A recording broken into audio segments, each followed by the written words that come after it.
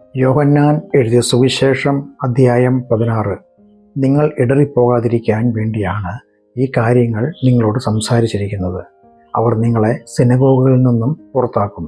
മാത്രമല്ല, ആരെങ്കിലും നിങ്ങളെ കൊല്ലുമ്പോൾ അയാൾ ദൈവത്തിന് ബലി അർപ്പിക്കുകയാണ് ചെയ്യുന്നതെന്ന് ചിന്തിക്കുന്ന ഒരു സമയം വരുന്നു. എന്നെയോ പിതാവിനെയോ അറിയാത്തതുകൊണ്ടാണ് അത്തരം കാര്യങ്ങൾ അവർ ചെയ്യുക. അവരുടെ സമയം വരുമ്പോൾ ഞാൻ അവയെക്കുറിച്ച് പറഞ്ഞിരുന്നു എന്ന് നിങ്ങൾ ഓർക്കാനാണ് ഇപ്പോൾ ഈ കാര്യങ്ങൾ ഞാൻ പറയുന്നത്. ഞാൻ നിങ്ങളോടൊപ്പം ഉണ്ടായിരുന്നത് കൊണ്ടാണ് ആരംഭത്തിൽ തന്നെ ഈ കാര്യങ്ങൾ പറയാതിരുന്നത്. എന്നാൽ എന്നെ അയച്ചവൻ്റെ അടുത്തേക്ക് ഞാൻ ഇപ്പോൾ മടങ്ങുന്നു. എന്നിട്ടും ഞാൻ എവിടേക്കാണ് പോകുന്നതെന്ന് നിങ്ങളിൽ ഒരാളും ചോദിക്കുന്നില്ല. പകരം ഈ കാര്യങ്ങൾ ഞാൻ നിങ്ങളോട് പറഞ്ഞതുകൊണ്ട് നിങ്ങളുടെ ഹൃദയത്തിൽ സങ്കടം നിറഞ്ഞിരിക്കുകയാണ്. എന്നാൽ ഞാൻ യാഥാർത്ഥ്യം പറയാം. ഞാൻ പോകുന്നത് നിങ്ങൾക്ക് നേട്ടമാണ്. ഞാൻ പോയില്ലെങ്കിൽ ആശ്വാസപ്രദൻ നിങ്ങളിലേക്ക് വരില്ല. ഞാൻ പോയാൽ അദ്ദേഹത്തെ നിങ്ങളിലേക്ക് അയക്കും.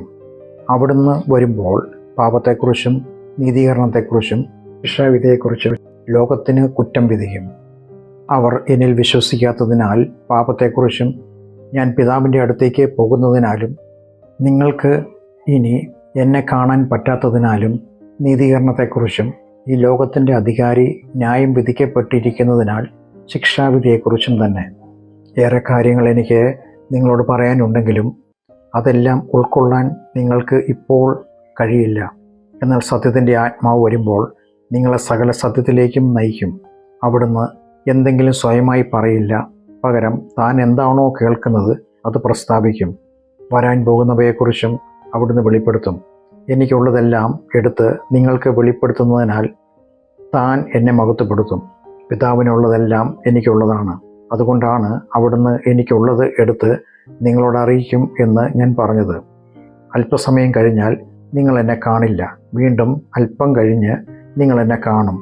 തൻ്റെ ശിഷ്യരിൽ ചിലർ അപ്പോൾ പരസ്പരം ചോദിച്ചു, അല്പസമയം കഴിഞ്ഞാൽ നിങ്ങൾ എന്നെ കാണില്ല, വീണ്ടും അല്പം കഴിഞ്ഞ് നിങ്ങൾ എന്നെ കാണും എന്നും ഞാൻ പിതാവിൻ്റെ അടുത്തേക്ക് പോകുന്നതിനാൽ എന്നും നമ്മോട് ഈ പറയുന്നത് എന്താണ്?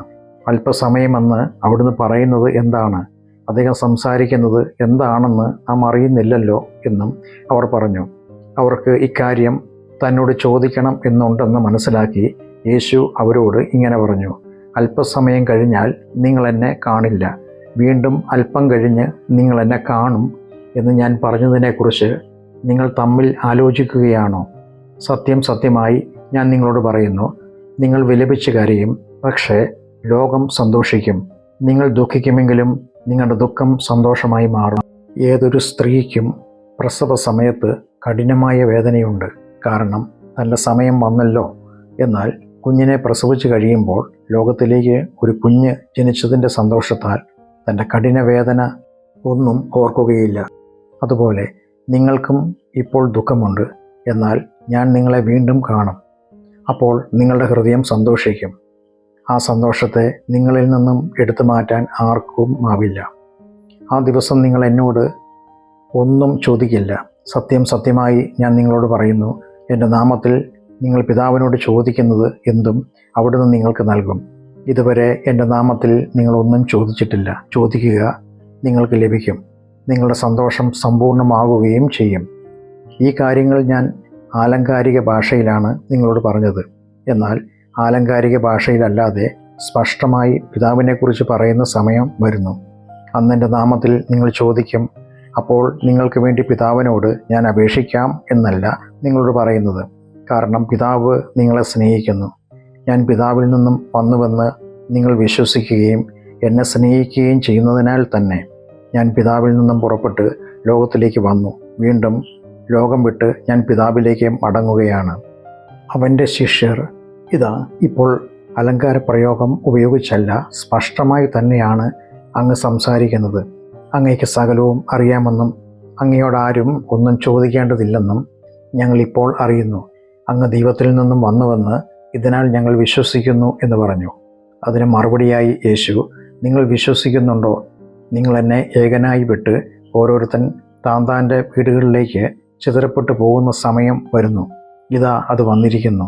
എങ്കിലും പിതാവ് എന്നോടൊപ്പം ഉള്ളതുകൊണ്ട് ഞാൻ ഏകനല്ല. ഈ കാര്യങ്ങൾ ഞാൻ നിങ്ങളോട് പറഞ്ഞിരിക്കുന്നത് നിങ്ങൾക്ക് എന്നിൽ സമാധാനം ഉണ്ടാകാനാണ്. ലോകത്തിൽ നിങ്ങൾക്ക് കഷ്ടങ്ങളുണ്ട്. എങ്കിലും ധൈര്യപ്പെടുക, ഞാൻ ലോകത്തെ കീഴടക്കിയിരിക്കുന്നു.